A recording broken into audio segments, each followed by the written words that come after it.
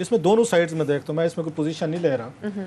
एक तो मेरा ख्याल है बैड एडवाइस है जिसने भी प्राइम मिनिस्टर साहब को की है या जिन्होंने भी ये फैसला किया है कि नवाज शरीफ साहब की तकरीर को बैन कर दिया जाए। मॉडर्न दुनिया में आप ये चीज़ें बैन नहीं कर सकते। आप वहीं रह रहे हैं, वही 80 की वो 70 की दहाई में रह रहे हैं अल्लाह के फजल से।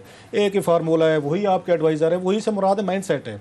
हर वज़ीर आज़म को आएगा इसी तरह के खुशामदी तबलची इनको मिल जाएंगे और वो कहेंगे बस अगर आपने आज तकरीर इनकी ना होने दी तो हम बच जाएंगे। मुझे याद है 2-3 साल पहले कि नवाज शरीफ साहब उस वक्त वज़ीर आज़म थे, इसहाक डार साहब वज़ीर ख़जाना थे, उन्होंने अपनी सुना ली शेर व शायरी उस बजट के मौके पर। अपनी शेर व शायरी सुनाने के बाद जब अपोजिशन की बारी लगी, उस वक्त खुर्शीद शाह जो हैं ये अपोजिशन लीडर थे, इन्होंने पीटीवी बजट की तकरीर बता रहा हूँ, अपने तक ये टॉलरेंस थी नवाज शरीफ साहब कंपनी में, इन्होंने बजट की तकरीर टीवी के जरिए उसकी सुना दी इसहाक डार की, लेकिन अपोजिशन की तकरीरें नहीं सुनाई थी।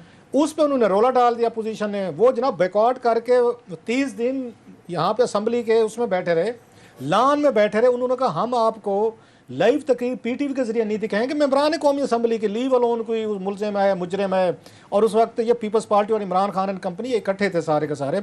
ये आजकल अयाज सादिक साहब जो हैं ये स्पीकर थे, उन्हें इतनी जरूरत नहीं हुई कि दिखा सकें। परवेज रशीद साहब थे उस वक्त। आज यकीनन कहेंगे कि आज़ादी है उसमें जमहूरियत है, आज़ादी है उसमें सहाफ़त को खतरा पड़ गया। ये उस वक्त मिनिस्टर थे, ये इन्होंने कौमी असम्बली की इन्होंने प्रोसीडिंग नहीं दिखानी दी थी। एक चीज़ बैड में क्यों कह रहा हूँ, मेरा ये ख्याल है ये जिस दिन ये तकरीर आ रही थी और कहा जा रहा था कि नवाज शरीफ साहब की तकरीर दिखाएगी तो खुदा ना खासा पाकिस्तान गिर पड़ेगा और पहले खबरें आना शुरू हो गई कि बैन कर दिया टीवी चैनल को, उस तकरीर का किसको फ़ायदा हुआ है? उसका बेनिफिशरी नहीं, उसका बेनिफिशरी डायरेक्ट इमरान खान साहब हैं। अच्छा, फायदा कैसे हुआ उन्हें? मतलब किसको फायदा हुआ ना कि अगर उन्होंने अलाउ कर दिया कि आप उनको नवाज शरीफ साहब को तकरीर करने दें, अगर आप ना करने देते वो ट्विटर के जरिए कर लेंगे, वो यूट्यूब के जरिए कर लेंगे, मेरे पास हाँ, फिर आप एक काम करें, पाकिस्तान को आयरन वाल बना दें, एक फायर वाल इसके गिर्द एक डेवलप कर दें। यहाँ पे इसको यूट्यूब बंद कर दें, इसके बाद आप इसको ट्विटर बंद कर दें, फेसबुक आप बंद करें, टिकटॉक जो भी हाथ चढ़ता है पूरा चाइनीज मॉडल ले आए ना, आजकल पूरा सी पैक ले आए। एक बाजवा साहब वहाँ भी लगा दिए गए, पीटीए में बैठे हैं बाजवा साहब को, और वो भी फौजी उससे हैं, मेडिकल मेजर जनरल हैं, उनका भी यही काम लगा है। सुना वो भी ट्विटर सारा दिन उनको ये बताते रहते हैं। आजकल जो नई भी है ना वो अपना तारुफ करवा देते हैं आमिर बाजवा, वो कहते हैं इससे जरा काम हल हो जाता है। बार वो पीटीए यही काम कर रहा है, पीटीए यही काम कर रहा है। वहाँ भी उन्होंने एक आधा हमारे फौजी भाई बैठा दिए हैं, तो वो बैठ के यही काम कर रहे हैं, ऐसा ऐसा चाइना मॉडल की तरफ जा रहे हैं। अच्छा, सो ये कमिंग टू द पॉइंट कि उसका तकरीर का फायदा सबसे बड़ा इमरान खान और इनकी पार्टी को, जो उन्होंने मियाँ साहब ने टैक्स किए। फिर डेफिनेटली दो साइड्स आपस में आप साइड पे हो गए।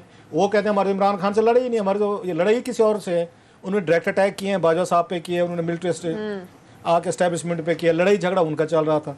अब तीसरी बात, अल्ताफ़ हुसैन साहब के साथ क्या मसला हुआ था, मुसलसल वो बोलने के आदि मेरी तरह।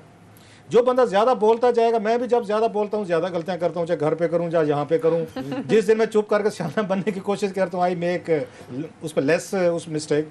मेरा ये ख्याल है, मैं अगर इमरान खान साहब को एडवाइस कर रहा हूँ तो मैं कहता हूँ इनको बोलने दें। अपने बोलने में बंदा अपनी जो है ना रस्सी जो है ना वो तंग करता जाता है। ये ह्यूमन साइकी बता रहा हूँ। अब आपको लगता है कि मेरी बात का असर ही नहीं हो रहा, यार आगे से कोई बंदा सुन नहीं रहा, मुझे आगे से कोई कुछ कह नहीं रहा। जब वो ये कहते हैं कि मैं इसके बाद नेक्स्ट क्या बात करूं, कोई ऐसा बम मारूं, कोई ऐसी तोप चलाऊं, कोई F-16 चला दूं, या उसका जो उन्होंने कहा जेफ थंडर, जैसे उन्होंने कहा जी मैंने बनाया था, मियाँ साहब ने कहा कोई ऐसा जेफ थंडर का अटैक लॉन्च करूं कि बल्ले बल्ले हो जाए। अभी तो मियाँ साहब की दूसरी तकरीर रही है, मियाँ साहब ने नेक्स्ट लेवल पे जा रहे हैं।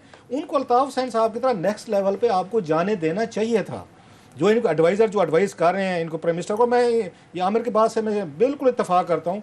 ये पिंडी वालों ने फैसला करवाया, ये इमरान खान का होगा, उन्हें भी शायद अभी खबरों से पता चल रहा होगा पैमरा ने कराया है। इमरान खान साहब के नॉलेज में नहीं होगा, उनके नॉलेज में कुछ भी नहीं। आज मैं उनका इंटरव्यू देख रहा था नदीम मलिक साहब का। हर वो चीज़ जिसने इस मुल्क के 22 करोड़ लोगों को हर्ट किया है, उनको अफेक्ट किया है, पूरी दुनिया में जिसकी वजह से हमें डिबेट हुई है, बदनामी हुई है, इमरान खान साहब कहते हैं मेरे नॉलेज में नहीं है। वो तमाम उन चीज़ों से मुकर गए हैं, या हम ये कहते हैं मुकरे नहीं है, उन्हें पता ही नहीं था, किसी ने उनको बताया ही नहीं था ये चीज़। एक तो ये साइड है। अब मैं दूसरी साइड पे आता हूँ। एक मेरा ख्याल है कुछ अर्सा पहले आसिफ अली जरदारी साहब का एक इंटरव्यू चला था, हामिद मीर साहब ने शायद किया था, उस वक्त भी डिबेट शुरू हुई थी। बहुत सारे लोगों का ये ख्याल था, शायद हम भी उसमें शामिल थे, if I am not wrong, कि जो बंदा जेल में है, जिस पे सीरियस चार्जेस हैं या कन्विक्टेड, ये तो कन्विक्टेड है, चलो जरदारी साहब अभी कन्विक्टेड नहीं थे, पार्लियामेंट आए थे, हामिद मीर साहब ने वहाँ पे किया था, उसको भी नहीं चलने देगा। मेरा ये ख्याल है जब आप उस पर कन्विक्टेड हो जाते हैं, आमिर ने कहा सीरियल किलर्स होते हैं, एहसान का भी इन्होंने इंटरव्यू चलाया, आप शायद उसमें भूल गए, वो उन्हीं की ये मंशा से चल रहा था, और लोग भी चलाते हैं। मैं आपकी सॉरी बात कह रहा हूँ, पैनमा का सारा प्रोसीडिंग्स डिस्कस होती रही ना, उसमें खोसा साहब बहुत सख्त किस्म के चीफ जस्टिस थे, तो उनकी जो है उस वक्त तो खैर चीफ जस्टिस नहीं तो पहले, तो वो केसेस चलती रही हैं। ज़ाहिर है हमें 40 साल का तजर्बा है कि कौन सा सब्जेक्ट मामला है, किस तरीके से बात करनी है। पैनामा की तरफ तो बड़ी खुश थे, अब एकदम प्रॉब्लम हो गई है। ये कह रहा था कि जब एक कन्विक्टेड, यहाँ तक उनकी बात में वजन है, वेट है, हम जितने भी फ्रीडम ऑफ एक्सप्रेशन में जाएं, गुड और राइट जो भी है, वो एक कन्विक्टेड है। हाँ, वो ये कह सकते हैं कि हम जमानत पे हैं, कि अदालत ने हमें पैरोल पे रिहा किया है, अदालत ने हमें जमानत की, लेकिन हम ये कह सकते हैं आगे से, हुकूमत कह सकती है, पेमरा कह सकते हैं कि आपकी जमानतें कैंसिल हो गई हैं, अब आप वो भी कन्विक्टेड तो हैं, तो कन्विक्टेड हैं, अब हो गए हैं। सो पाकिस्तान में चीज़ें बड़ी थोड़ी सी मुश्किल हो गई। अगर हम ये कहते हैं तकरीर करने की इजाज़त नहीं होनी चाहिए, तो कहेंगे आप लोग जो है ना सबसे बड़े डिक्टेटर बन के खुद मीडिया में बैठे हैं, जो मुंह में कह देते हैं, मियाँ साहब कुछ कहना चाहते हैं तो आपको पसंद नहीं आता उनका कहा हुआ, सो आप अपने खिलाफ बात कर रहे हैं। क्योंकि अगर हम ये बात करेंगे कि फलां फलां बंदे पे चीज़ों पर आप बैन करें, तो डेफिनेटली कल को फिर हम पे भी बैन होगा जनाब कि आपके हमें बहुत सारी बातें पसंद नहीं है। सो मीडिया के लोगों के लिए बड़ा मुश्किल हो जाता है to draw a line between law and freedom of expression, जैसे आज वाली बात नवाज शरीफ साहब की। लेकिन इवन देन मैं समझता हूँ ये चीज़ हुकूमत के फ़ायदे में जा रही थी कि मियाँ साहब जितना बोलते जाएंगे, जितनी वो बातें करते जाएंगे, ये इमरान खान साहब को इसका फ़ायदा होना था, जिन्होंने ये बैन करवाया है। मैं उसमें मैं फिर कह रहा हूँ कि मैं इस पोजीशन में इसलिए नहीं ले रहा कि कल को फिर हमारे ऊपर बहुत सारी हुकूमतें जो है ना इन्हीं चीज़ों का एक्सक्यूज़ बना के हमारे प्रोग्राम बंद करवाती हैं, ये हमें आगे सेंसर करवाती हैं। मैं हमें इस मुराद में सबकी बात कर रहा हूँ। उसके बाद जब केसेस बनाते हैं, पेमरा में बुला लिया जाता है। सो इट्स ए वेरी, एक तरह का ट्रिक ये है कि इनको कितनी इजाज़त होनी चाहिए या कितनी उस पर ये नहीं होनी चाहिए। मेरे साथ दैट वाज मई जो मैं आपसे थोड़ा उस पर डिफर कर रहा था। नवाज शरीफ साहब जो खामोशी से पहले बोल रहे थे और जो अब की उनकी स्पीचेस हैं, क्या कोई डिफरेंस है उनमें? मैं पूरी एक लिस्ट निकाल के बैठा हुआ था कि जो नवाज शरीफ साहब की स्पीच जब मैं सुन रहा था तो मैं नोट्स लेता जा रहा था कि मैं 1 2 3 4 5 ये मुझे इनके ऊपर एतराज़ आता है। मगर ये पैमरा की ये आने के बाद मेरी सारी टेंशन इधर डाइवर्ट हो गई। अब मैं इसके पेराए में ये देख रहा हूँ, वरना यही एग्जैक्टली हम भी बात कर रहे हैं कि अगर ये गवर्नमेंट ये पैमरा की ना करे, ये अलाउ ना करें, तो मेरा ख्याल है मीडिया को खुद वो चीज़ें नज़र आएंगी। फॉर एग्ज़ाम्पल उनकी जो मतलब आज की तकरीर का वो बिल्कुल एक तो जो वो माहौल है वो बिल्कुल वाकिल ताब हुसैन को ही कॉपी करने शुरू हो गए। हाथ खड़े करो, बैठ जाओ, खड़े ना हो, हाथ, वो बिल्कुल वो वाली एक्टिंग जिस तरह और आज के 2-2 बच्चे जो करते थे। तो वो बड़े बड़े मोतबर लोग थे और वो काफ़ी सारे ऐसे लोग थे जिन्होंने मियाँ नवाज शरीफ के साथ ही पॉलिटिक्स शुरू किया है। राजा ज़फ़रुल हक बैठे हुए थे वहाँ, ख्वाजा आसिफ साहब बड़े सीनियर लोग हैं, हसन इकबाल, इन सबको भी 40-40 साल सियासत के अंदर हो गए हैं, 50-50 साल भी हो गए हैं।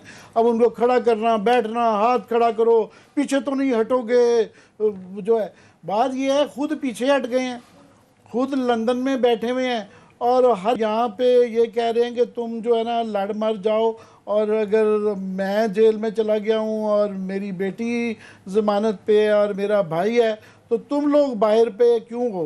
दूसरा स्टेडफास्ट, दूसरा उनका जो बार बार जोर था कि जी मैं स्टेडफास्ट रहूँगा, इस दफ़ा मैं पीछे नहीं हटूँगा, अब मैंने ये सोच लिया है